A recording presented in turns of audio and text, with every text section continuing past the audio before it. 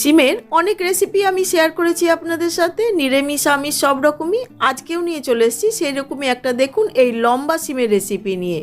এটা করতে যত সহজ, খেতে কিন্তু দুর্দান্ত হয়। প্রথমে সিমগুলো নিয়ে আগের দিকটা আর পেছন দিকটার আঁশটা ফেলে দিয়ে 3 টুকরো করে কেটে নিচ্ছি। তাহলে বুঝতে পারছেন তো কত বড় সিমগুলো। এদিকে কড়াইতে অল্প একটু সর্ষের তেল গরম করে দিয়ে দিচ্ছি কয়েক দানা মেথি আর একটা শুকনো লঙ্কা। ফোড়নটাকে নেড়ে নিচ্ছি। আদা দেবো না, এখানে নিচ্ছি রসুন কুচি, কাঁচা লঙ্কা কুচি, পেঁয়াজ কুচি, খুব অল্প পরিমাণে।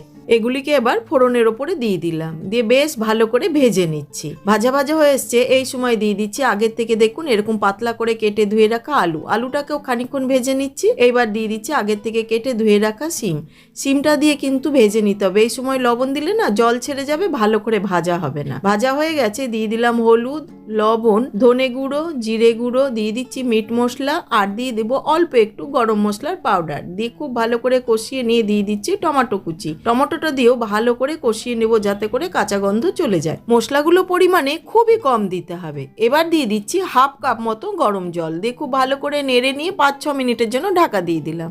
প্রায় 5-6 মিনিট হয়ে গেছে, ঢাকাটা খুলে নিয়ে বেশ কিছুটা ধনেপাতা কুচি দিয়ে ভালো করে নেড়ে মিশিয়ে নিলেই রেডি। ব্যাস, গ্যাসটা অফ করে একটি থালার মধ্যে ঢেলে নিচ্ছি। ভাত, রুটি, পরোটা সব কিছুর সাথেই ভালো লাগবে সিমের এই তরকারিটা খেতে।